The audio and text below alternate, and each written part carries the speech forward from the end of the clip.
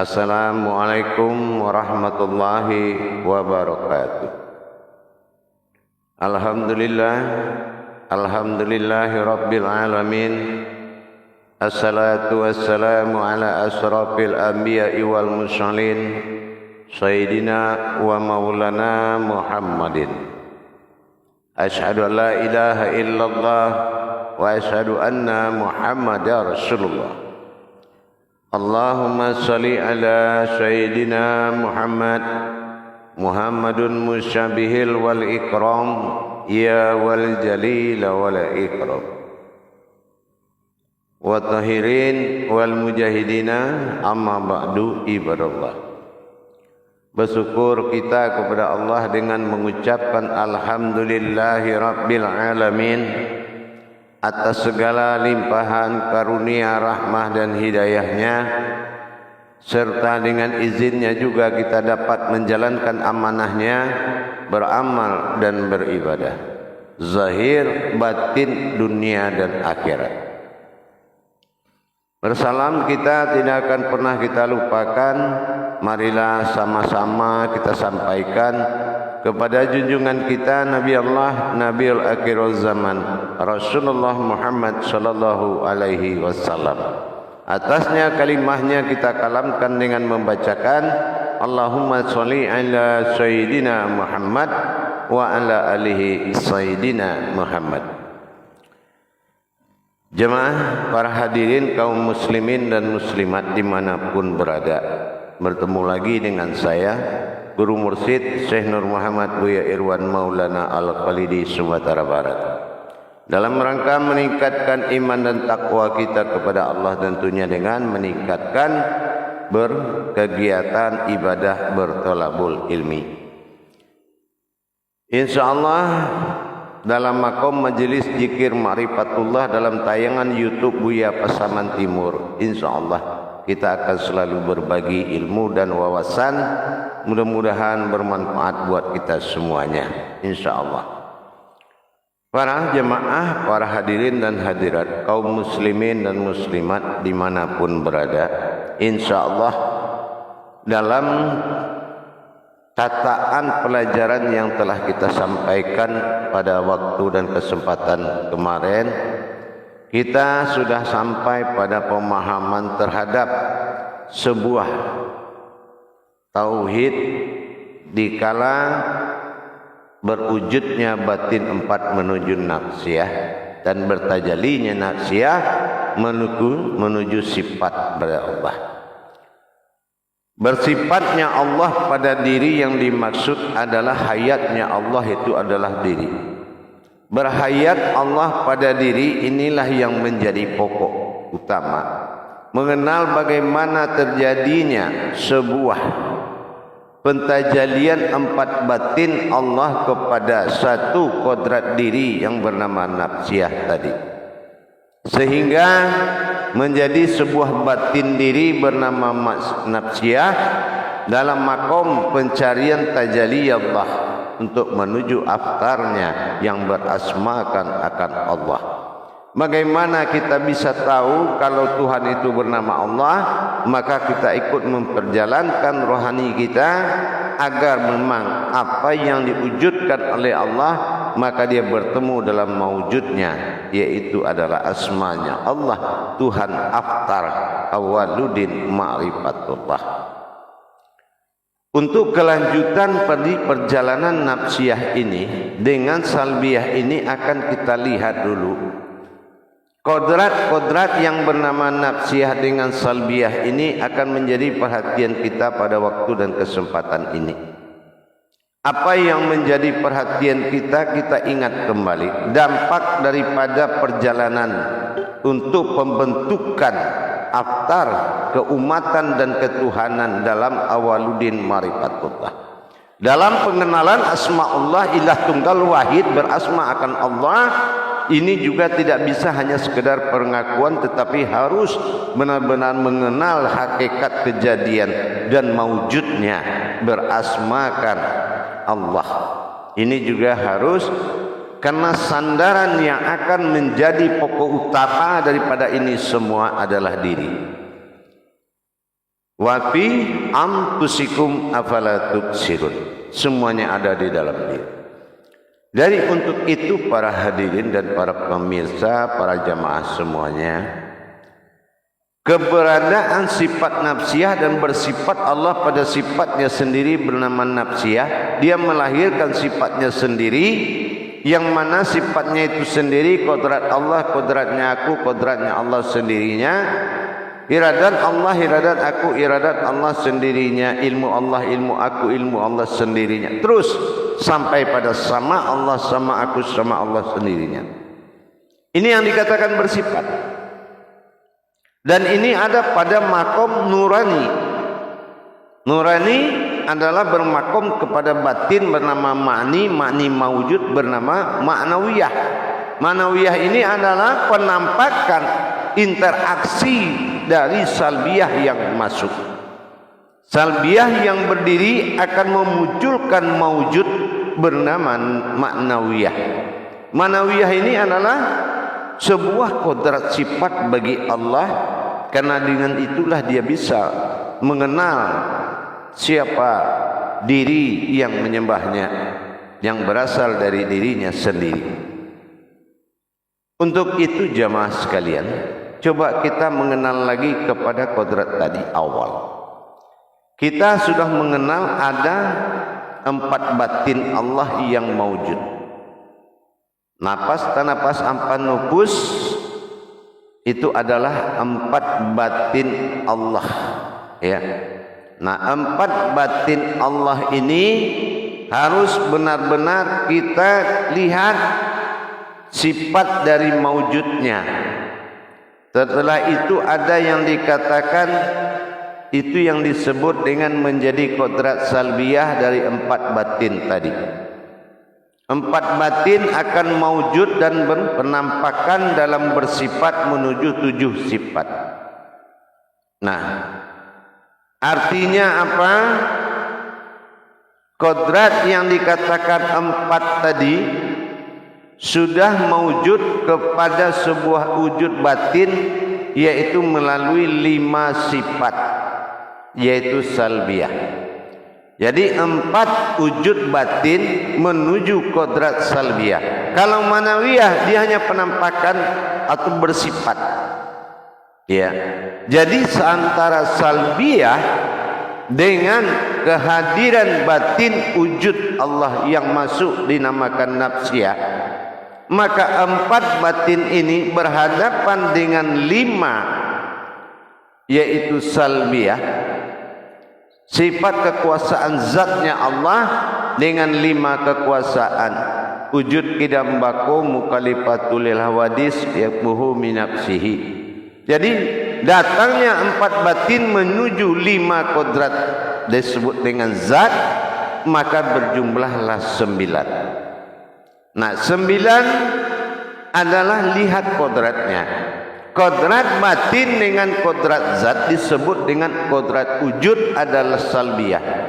Wujud adalah batin yang 4 dan mawujud adalah sifat daripada batin yang 5. Nah, ini yang mawujud.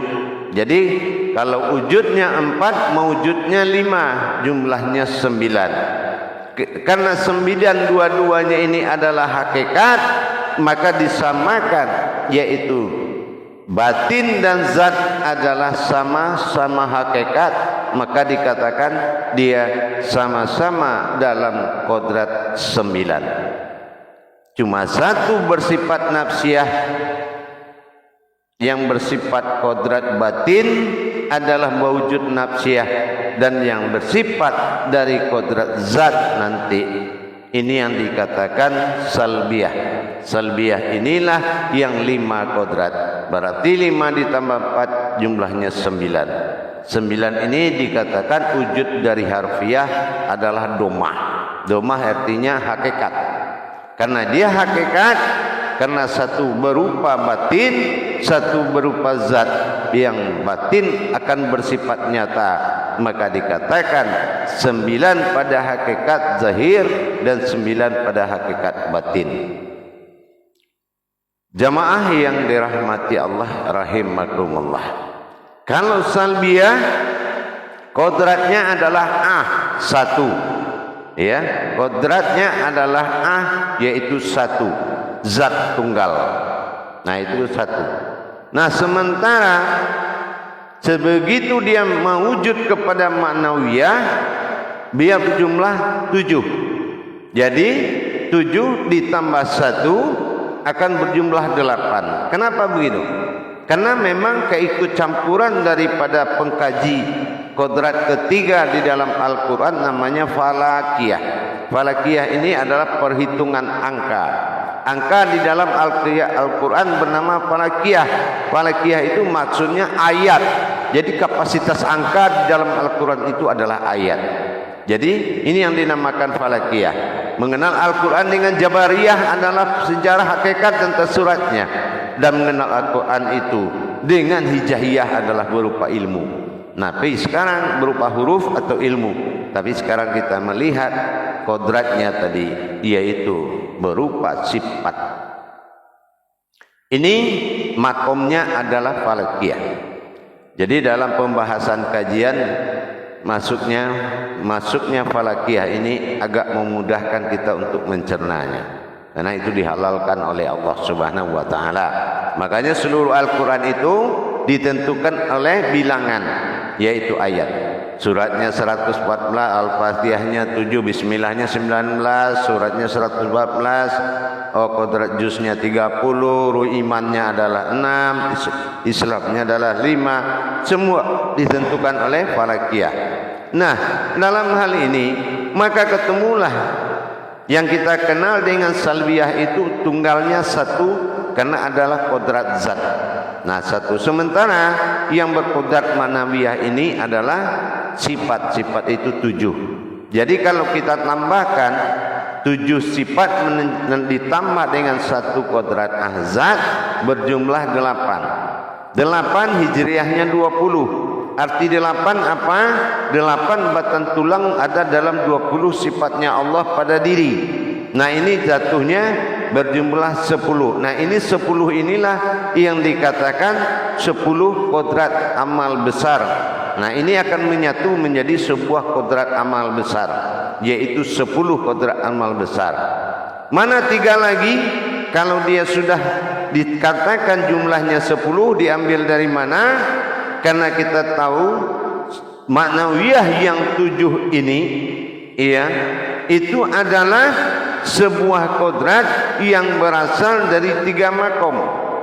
Jadi kalau 7 ditambah 5 salbiyah, 7 manawiyah itu kan 12. 12 itu kan 1, 2, 3. 3 ini berupa makom atau kodrat. Makom.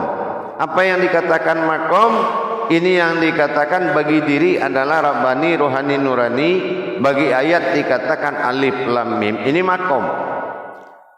Jadi kalau kita sudah tahu bagaimana menetapkan bahwasanya alif pada batin, lam pada nur, mim pada zat, maka ini sudah kita temui bahwasanya wujud Allah adalah yang dikatakan salbiyah, mawujudnya adalah ma'nawiyah.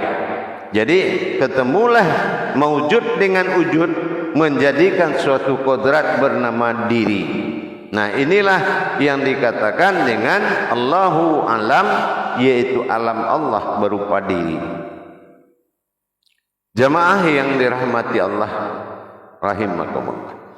Karena sifat daripada salbiyah dengan dikatakan 4 batin wujud tadi yang mewakili namanya nafsiyah, ini kalau menjadi kodrat 99, artinya 9 batin dan 9 daripada zat.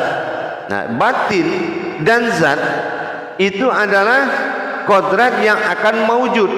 Kalau dia mewujud, sifatnya adalah dohir. Dohirnya apa? Asma.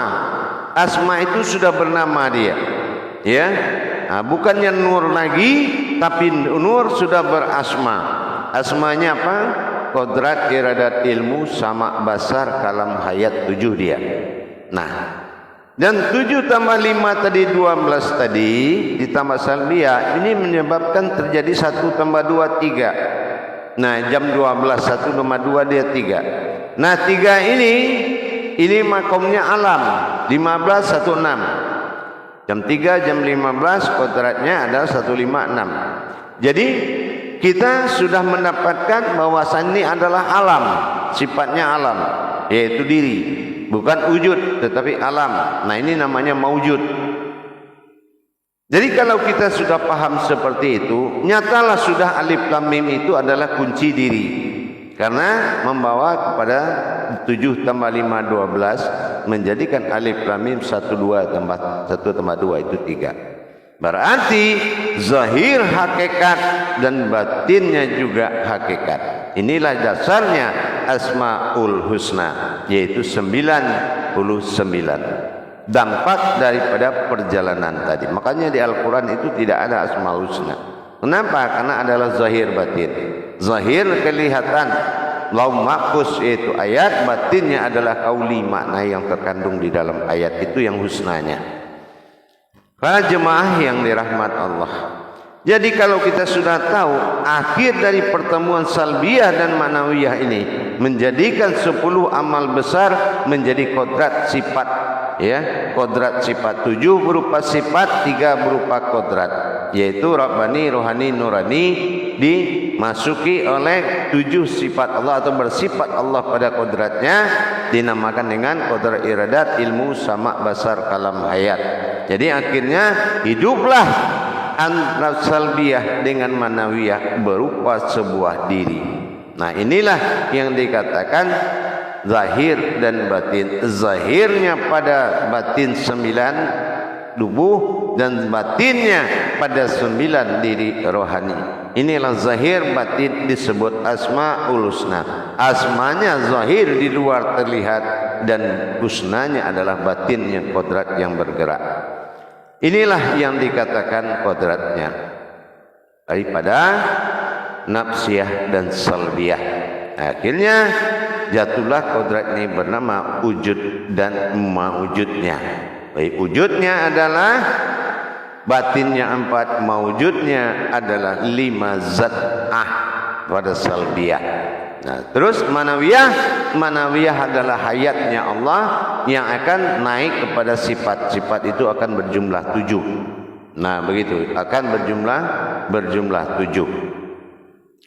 Para hadirin dan jamaah yang dirahmati Allah, karena dalam hal ini terjadinya kodrat perjalanan ini yang berkodrat kepada 3 kodrat tadi, alif lam mim, maka kita lihat alif itu menyimpan 3 kekuatan, lam juga menyimpan 3 kekuatan, dan mim menyimpan juga 3 zahir, 3 batin. Masing-masing dari 3 kodrat ini memiliki zahir dan batin. Berarti 33 kali 3 sama dengan 99. Inilah alif berkuasa pada 33 pertama, lam berkuasa pada 33 kedua, dan mim berkuasa pada 33 ketiga, dan kodrat daripada nafsiyah diri yaitu masuk kepada 10 amal besar. 10 amal besar ini adalah diri yang mengingat, yang memegang tasbihnya. Inilah kodrat diri. Nah, inilah dikatakan 10 amal besar dari perjalanan itu menuju diri yang hakikat. Nah, inilah yang dikatakan sifat 3 pada zahir bernama asma, sifat 3 pada batin bernama husna. Zahir batin itulah yang asmaul husna. Nah, inilah dari nafsiyah dan salbiyah bertemulah zahir dan batinnya Allah bagi diri di dalam alam Asmaul Husna. Di sini kesimpulannya kita pahami, kalau yang dikatakan maknawiyah adalah hayat, kodratnya adalah maujud. Sementara nur, kodrat batin ma'ani yang menuju maknawiyah ini adalah bersifat nafsiyah.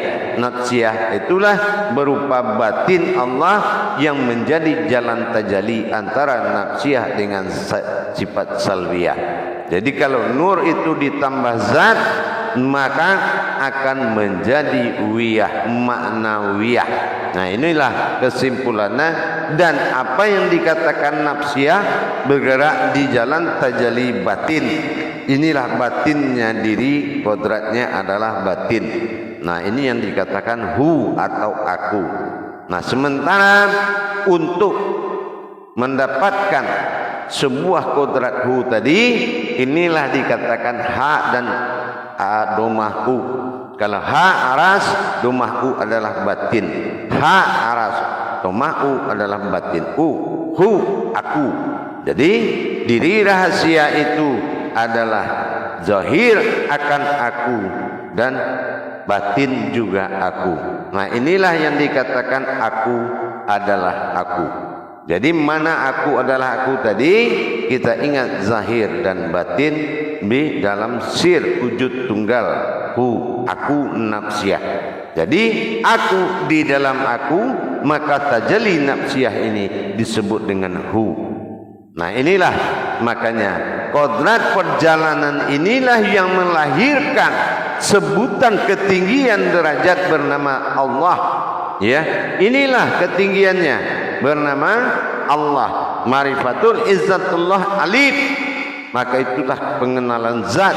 Dia satu yaitu salbiyah. Nah, begitu juga dengan lam kedua, yaitu berkodrat dari sifat. Mana yang sifat berkodrat adalah batin ma'ani yang menggerakkan 7 sifat Allah. Nah, itu dikatakan dengan ma'nawiyah. Bagaimana dengan nafsiyah? Nafsiyah adalah wujud sir batin Allah yang dinamakan aku.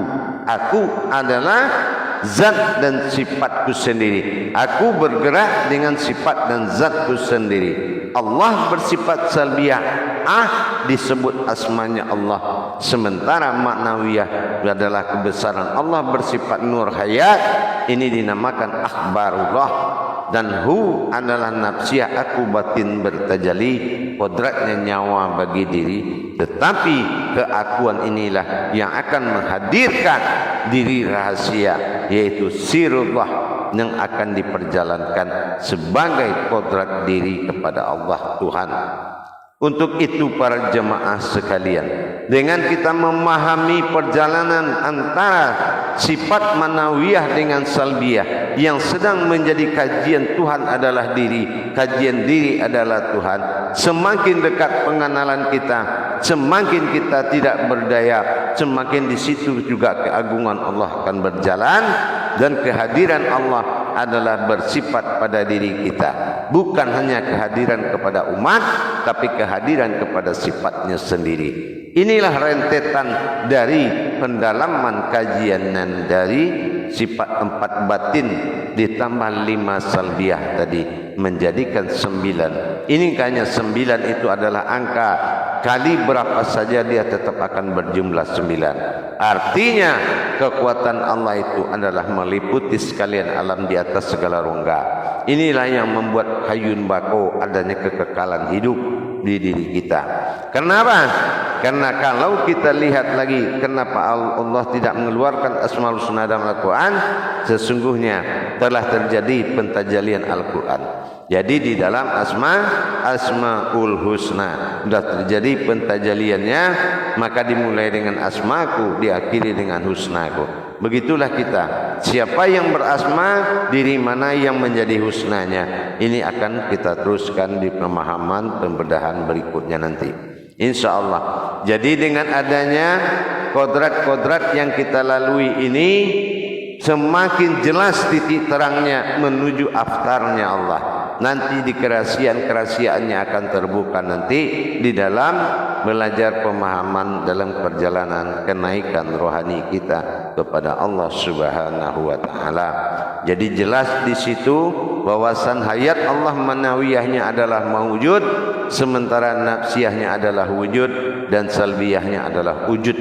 Jadi kalau sudah wujud, maka wujudlah dia bergerak dan berkata serta memberikan rasa maka nyatakanlah sifat 4 batin tadi menuju 5 daripada salbiyah, maka hayatlah berupa kodrat ma'nawiyah. Jadi ma'nawiyah ini adalah diri yang maujud, ya, diri yang maujud. Sementara diri yang wujud adalah diri yang bersifat nafsiyah, dan diri yang kekal adalah yang bersifat salbiyah. Jadi kalau kita sudah bisa mengerti pelan-pelan, insya Allah indah sekali perjalanan Allah untuk menobatkan diri dia sebagai Tuhan Rabbil Alamin, sebagai Tuhan yang disembah. Maka sangatlah kita menentukan kebenarannya dengan memperjalankan perjalanan, bukan hanya mengaku dan mengadakan pengakuan tanpa menjalani. Inilah yang tidak masuk di jalan yang tidak dikatakan oleh Allah, tidak diridhoi kalau seseorang itu tidak mengalami, tidak nyata berhubungan, dan tidak juga dia nyata merasakan, maka dalam itu dia adalah batinnya ingkar.